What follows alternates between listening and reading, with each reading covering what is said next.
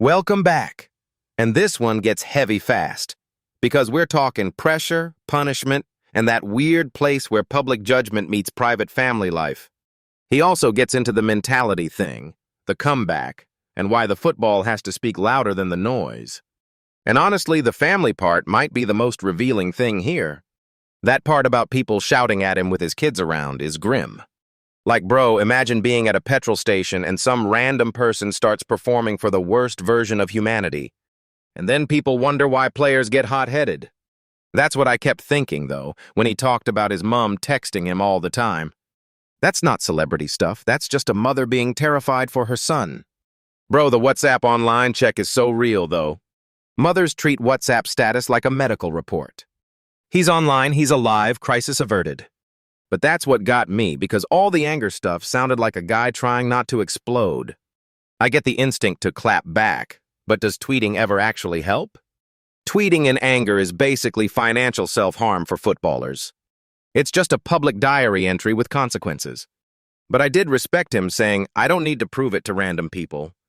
That part was strong, because he sounded like he'd finally separated his real circle from the circus. Do you think that's maturity or just exhaustion? Probably both, because sometimes wisdom is just being too tired to argue anymore. That is the most adult sentence I've heard all week. The club support stood out too, especially the manager backing him publicly. Yeah, that matters massively, because when your club has your back, you stop feeling like a hostage. He basically said loyalty grows when people actually put their arm around you, which is rare because loads of clubs act supportive until the cameras leave. Then suddenly everyone is very busy and no one returned the call. Yeah, classic corporate empathy. But his mom's reaction was the real test, because she wasn't thinking legacy, she was thinking damage control. That's the thing families do when you're in the storm. And yet he keeps circling back to the same thing. Score goals, do the job, shut everyone up. That part is pure striker energy, honestly. Every conversation with a striker ends with, just let me score and we're good. It's a very efficient worldview. But I like that he didn't frame it as revenge, more like self-proof. That distinction matters because revenge keeps you emotional. Self-proof keeps you focused. Still, he definitely enjoys a little scoreboard energy. Oh, absolutely, he's not pretending to be Gandhi out there. He wants receipts, not therapy quotes. The discipline bit was interesting too because he kept coming back to controllables. Like every chance becomes a goal in his head before he even gets there. That is elite striker wiring, though. Or it's the kind of confidence that either makes you great or embarrasses you. Bro, that's football. What I liked is that he knows pressure is part of the package, not an exception. He almost sounded calm when talking about the next big stage. Which is wild because most people crumble under that kind of attention. He seemed to treat it like weather. Yeah, it's raining hate, grab an umbrella and keep scoring. The punishment conversation was the most complicated one, because he admitted fault, but still questioned fairness. And honestly, that's a very human position. Taking responsibility and feeling the sanction was disproportionate can both be true. Internet people hate that nuance because they want saints or villains. Nuance gets terrible engagement, apparently. He made a fair point about lower league players, too, because the message changes when the name gets bigger. That's the uncomfortable truth. Same action, different headline. Which is why public punishment always feels weirdly performative. But he didn't sit there whining, he just said, fine, I'll come back and score. That's such a striker response, man. Everything becomes a future goal celebration. The family legacy part also hit hard, because he doesn't want to hand his kids pressure. That's a really mature form of ambition. He wants them strong but not burdened. And he's deliberate about not giving them everything too easily. That's rare in football families because success can turn into overprotection really fast. Or full-time luxury inheritance mode at age 9. Kids with private chefs and no resilience. He basically wants them to earn their own edge. Which makes sense if you hear how much he values mentality over hype. And that mentality is why the whole journey feels bigger than one scandal. From rejection to loans to top-flight pressure, it's been a weird climb. He kept saying every move was the right step and that he kept getting better. That's not luck. That's actually deliberate progression. Very annoying for the people who wanted the story to end badly. And then there's the England thing, because he clearly wants that main man role. That's the dream, though, isn't it? Not just to get caps, but to feel essential. It's ambitious, but he's not talking like a guy hoping to sneak in. He's talking like someone who expects to arrive there. Confidence without apology is half the job for strikers. The other half is annoying defenders. I also thought the racism section was important because he didn't soften it at all. Sending abuse because someone missed a bet is just rotten behavior. And the fact that he still gets messages every day is depressing. Social media really turned the volume up on the ugliest people. He was also critical of gestures becoming symbolic without changing the actual problem. Which is fair, because ritual without enforcement can become theater. A lot of modern activism is just highly organized forgetting. That was nasty, but accurate. The bigger point is that the abuse still keeps coming from everywhere. And unless platforms and authorities actually act, nothing really changes. That part felt exhausting to listen to. But he still comes back to the same weapon, performance. That's what makes him compelling because he's not pretending the noise doesn't exist. He's just refusing to let it be the headline forever, which is probably the smartest thing he can do. And the final answer about fear was probably the cleanest summary of the whole episode. Not knowing what people think, not knowing what comes next, not knowing whether the form returns. That's real fear. Not the dramatic stuff, the quiet uncertainty. But he keeps moving anyway, which is why the story works. It's very hard to hate a guy who just keeps showing up and scoring. Exactly, and that's why I think the next chapter is going to be loud. Whether it's Brentford, England, or somewhere bigger, the mentality feels too strong to ignore. And that's the series, really. Pressure, fallout, family, and the football returning as the answer.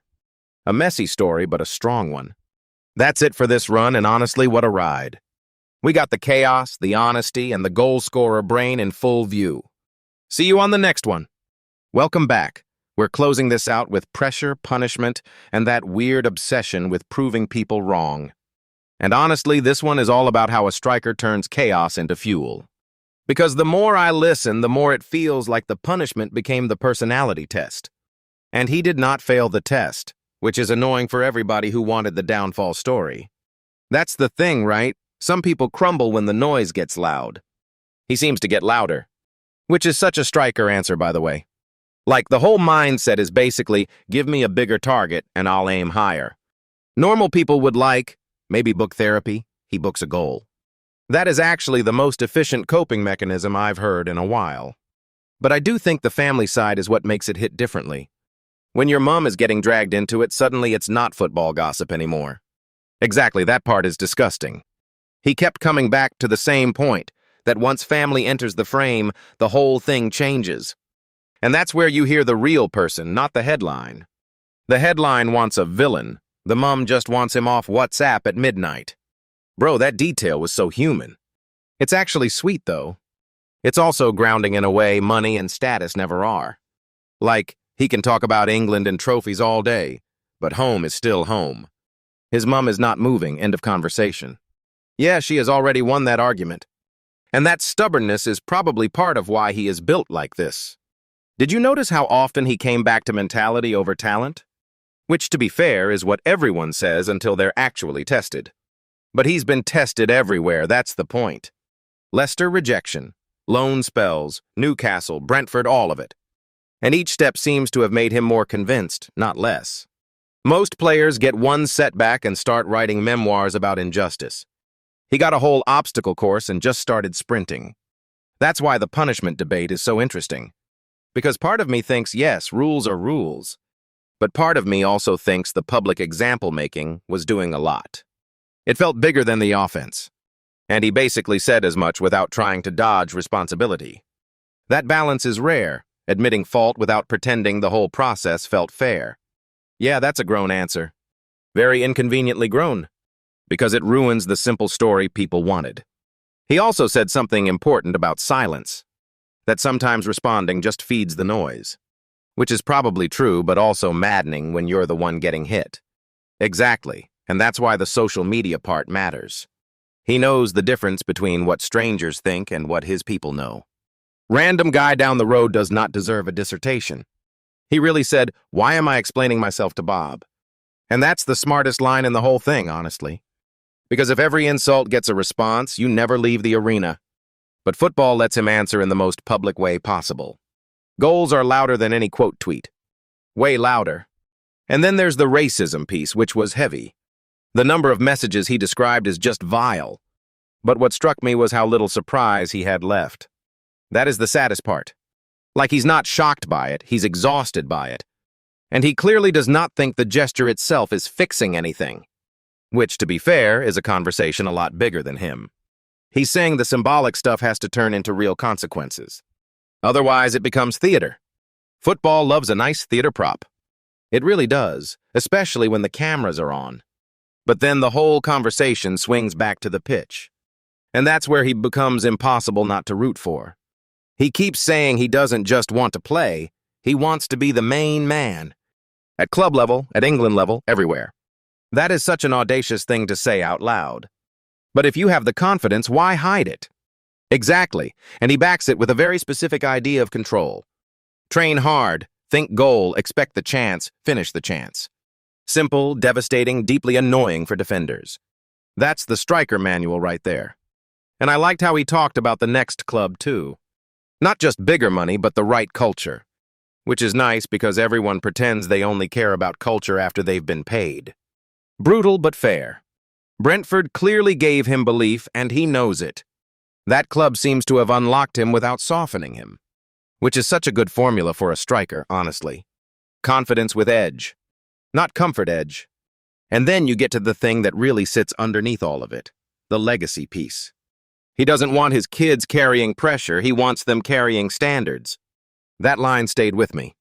Because that's the hidden theme of the whole episode. He's not just trying to win for himself, he's trying to change the family story. And his kids are already doomed because dad is going to coach them like a maniac. Absolutely, those boys will hear about finishing chances at breakfast. But there's love in that too. It's not pressure for pressure's sake, it's discipline with purpose. And that's why the story lands so well. He has all the ingredients people claim to want in modern football. Talent, resilience, self-awareness, and just enough swagger to survive. Plus the ability to treat every criticism like a pre-workout. That one's going into the notebook. If I'm wrapping this up, I think the core of the whole thing is simple. People wanted a scandal to define him, but he keeps trying to let football define him. And that's actually harder than it sounds. Because football never really lets you be one thing anyway. You're a talent, a headline, a son, a dad, a problem, a hope. He's just trying to make sure the loudest thing is the football, and preferably a lot of it in the net, preferably in the top corner. That's the fit for him. That's the whole series then, and what a weirdly beautiful mess it was. Rejection, pressure, punishment, family, and then the stubborn return to purpose.